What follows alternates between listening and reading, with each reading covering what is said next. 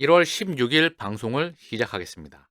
아랍에미레이트, 사우디와 더불어 중동의 중심 국가 중의 하나이죠. 새 암호화폐 법안을 도입한다. 라이센스 발급 의무화.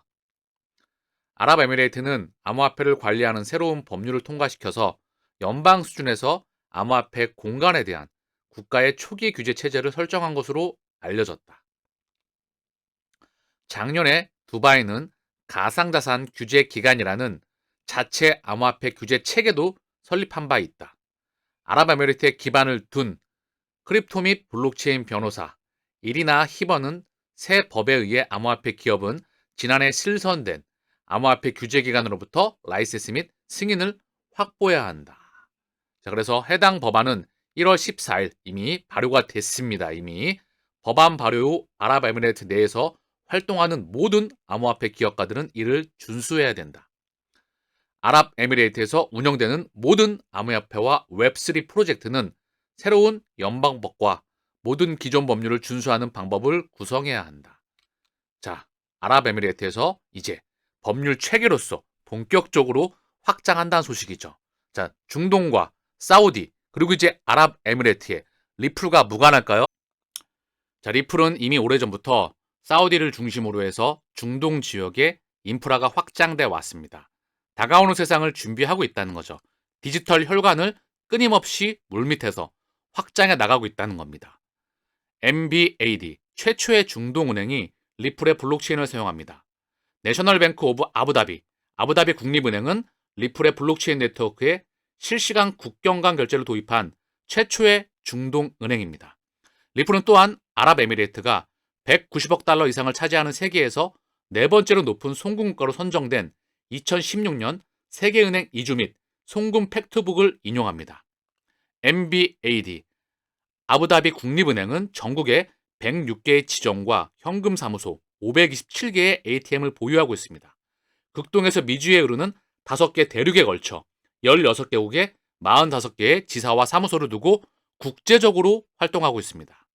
작년에 또 다른 중동은행인 에미레이트 MBD, 인포시스, ICC뱅크와 함께 무역금융 공간에서 블록체인 시험을 발표했습니다.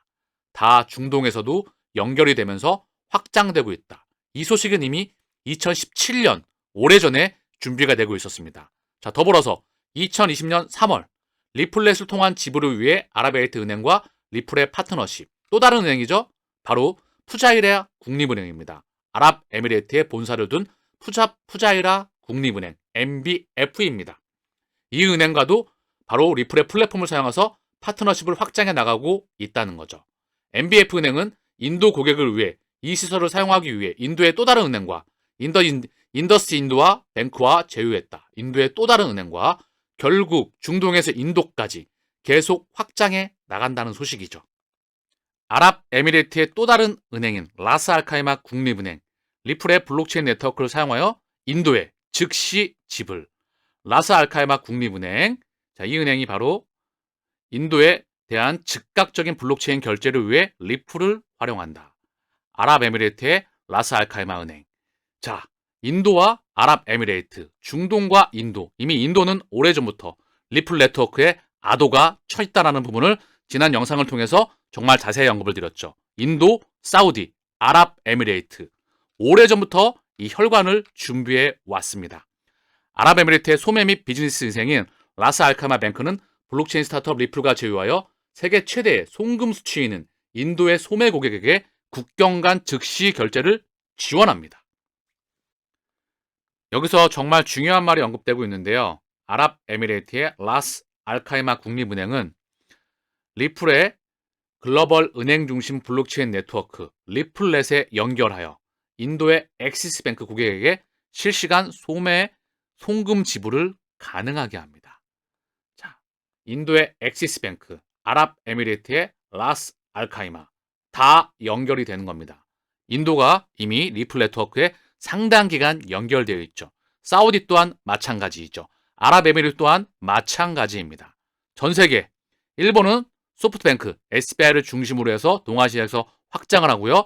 중동은 사우디를 중심으로 해서 MBS, 빈산마를 중심으로 해서 아랍에미레이트까지, 메나 지역까지 확장을 이미 오래전부터 하고 있습니다. 자, 인도에서 세 번째로 큰 민간은행 엑시스뱅크 올해 초 리플의 은행 고객에 합류했습니다. 자, 그리고 라스 알카이마 최고 경영자는 다음과 같이 말합니다. 리플의 블록체인 솔루션을 사용하여 국제 결제를 강화하면 고객은 이제 쉽고 실시간으로 집으로 돈을 보낼 수 있습니다. 리플 네트워크에 가입하는 것은 블록체인 전략과 일치할 뿐만 아니라 송금 범위를 확장할 수 있습니다. 자, 거듭 언급드리지만 도매 시스템을 만들어 놓는 겁니다. 은행권에서 도매 시스템을 만들어 놓죠. 자, 그쵸? 그러면 소매.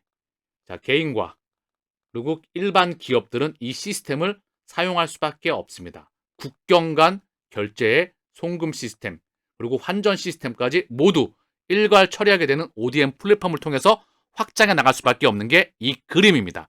중동 지역 또한 이미 오래전부터 아도가 쳐 있다. 자, 그리고 31개국에 진출한 지역 최대 송금 업체 중 하나인 아랍에미리트 익스체인지도 국경 간 실시간 결제를 위해 리플과 파트너십을 맺었다. 아랍에미리트 거래소 또한 이미 이 시스템에 가입이 되어 있습니다. 자, 그리고 다시 지금으로 돌아와서 윤 대통령 투자 약속 아랍에미리트 무하마드에 신뢰 잊지 않겠다. 자, 윤 대통령이 아부다비를 방문 중이죠. 한국 신뢰 교류 협력으로 의미 입증했다. 아랍에미리트 한국 믿는다. 40조 원 통큰 투자. 아랍에미리트 첫 국빈 방문. 양국 정상 13건 MOU 체결. 특별 전략적 동방정 관계. 최고 수준으로 격상 합의를 했다. 한국 아랍에미리트 문화협력으로 제2의 중동붐을 만든다. 중동 프로젝트를 잡아라. 사우디에 이어 아랍에미리트, 이집트도 가세한다. 중동에서 이미 리플 네트워크와 디지털 혈관은 이미 오래전부터 깔려 나가고 있었다. 자, 그리고 정말 중요한 뉴스가 하나 나왔습니다. 스위스 루가노시 1억 스위스 프랑 디지털 채권을 발행한다. 디지털 채권을 발행하는 겁니다. 얼마 전 엘살바도르에서 비트코인 채권을 발행했죠. 1억 스위스 프랑입니다. 영향력이 큰 스위스 프랑이에요. 전 세계에서 영향력이 작지 않습니다. BIS 국제결제은행의 위치가 어디에 있죠? 바로 다보스 포럼이 열리는 스위스에 있다는 거죠. 그렇죠? 그리고 그 산하에 있는 바젤 감독위원회 중요한 위치를 갖고 있죠. 바젤 1, 2, 3 스위스 프랑 디지털 채권을 발행한다. 내용을 볼게요. 스위스의 루가노시가 스위스 증권거래소 운영사 식스그룹 산하 암호화폐 거래소인 식스 디지털 거래소 리플과 무관하지 않습니다. 1억 스위스 프랑 상당의 디지털 채권을 발행했다. 해당 채권은 루가노시의 재무과가 금융시장에서 일반적인 자금 조달의 일환으로 6년 만기이며 이자율은 1.625%입니다. 해당 채권은 식스 거래소에서 거래할 수 있다. 식스 스위스 거래소에서 글로벌 신용평가사 무디스가 무디스, S&P 피치 글로벌 3대 신용평가사이죠. 이들이 바로 해당 채권에 대해 중대한 기술적 리스크는 보이지 않는다며 기존 채권과 동일한 AA3 등급을 부여했습니다. 역사적으로 큰 의미를 갖습니다. 무디스에서 채권 등급을 부여했다는 거죠. 채권 등급에 대해서 부여를 하게 됩니다. A, B, BBB, 뭐뭐뭐, AA, 뭐뭐뭐 해서 신용 등급을 부여하게 돼서 자금줄을 조달한다는 거죠. 제도권에 점점 들어오고 있다는 겁니다. 의미하는 바가 상징적이라는 거죠. 이 채권은 블록체인 기술을 기반으로 하는 규제 플랫폼에서 디지털 방식으로 발행, 상장, 거래되는 공공부문 역사상 최초의 채권입니다. 공공부문 역사상 최초의 채권이다. 우리 곁으로 다가오고 있다는 겁니다. 시의 채권 발행은 디지털 플랫폼과 전통 증권거래소 플랫폼 모두 동시에 상장돼 투자자를 위한 이중 상장을 보장하여 두 플랫폼에서 채권을 교환할 수 있게 된다. 즉, 벽이 허물어지는 겁니다. 중요한 상징적인 의미를 갖고요. 이 또한 오래전부터 2021년 12월 9일 SBI 스위스 디지털 거래소 6와 암호화폐 합작 투자를 발표하였다. SBI에서 이미 오래전부터 합작 발표를 하였다. 일본의 거대 은행 SBI 홀딩스의 전액 출자 자회사인 SBI 디지털 에셋 홀딩스가 스위스의 6 디지털 거래소와 합작 암호화폐 벤처를 발표했다. 이미 인프라가 다 연결되면서 그림이 그려지고 있었으며 2019년 3월 6 스위스 거래소 리플 기반 ETF 출시를 예정하고 있었다.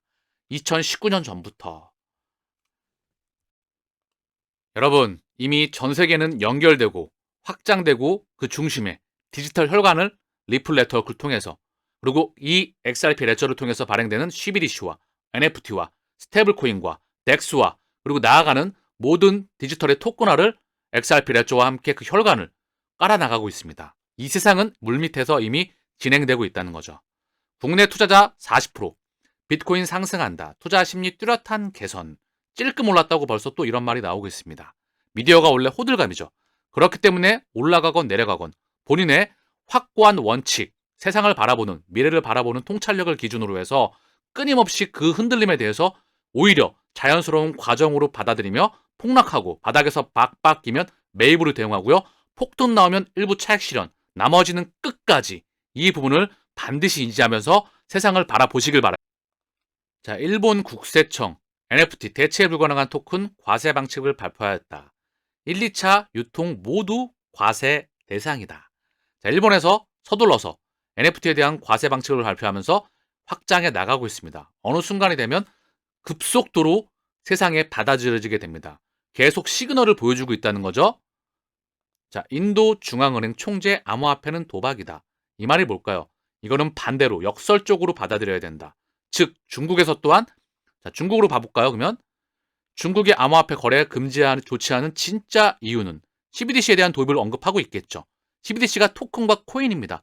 정부와 중앙은행이 관장하고 통제하고 발행하는 CBDC가 도입이 되고 NFT와 블록체인은 장려한다? 같은 말입니다. 그러나 일반 사람들은 그거를 구분을 못한다는 거죠. 여러분들은 그거를 분명히 구분할 수 있는 능력을 가지고 있다고 저는 생각을 합니다. 그래서 CBDC와 도입 인프라 위에, 정부의 통제 위에 가상자산과 토큰과 NFT와 블록체인이 계속해서 속도를 내며 따라오고 있습니다. 월가 이어 중국 정부도 가상자산 거래소 만든다. 중국 디지털 자산거래 플랫폼서 NFT 등 거래 예정이다. 월가 초대형 금융기관 참여한 거래소도 이달 오픈 예정. 이미 알고 계시죠? 그래서 인도 또한 그 연장선에서 바라보시길 바라겠습니다.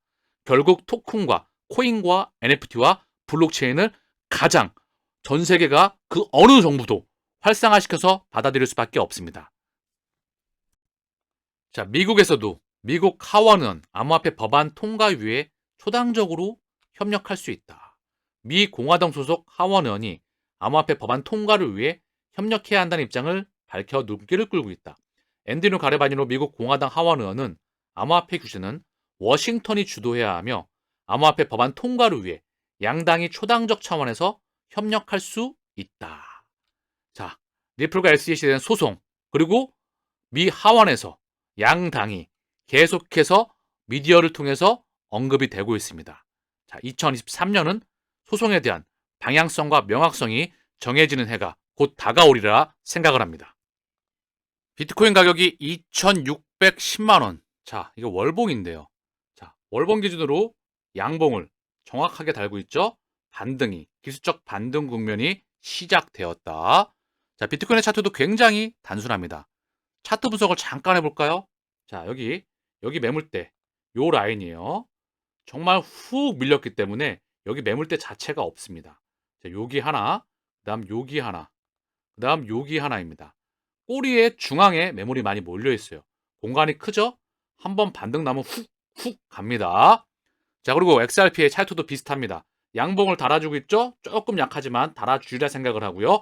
가장 올라갈 때는 파괴력 있게 올라가라 생각을 합니다. 자, 보면 얘 또한 단순해요. 차트가.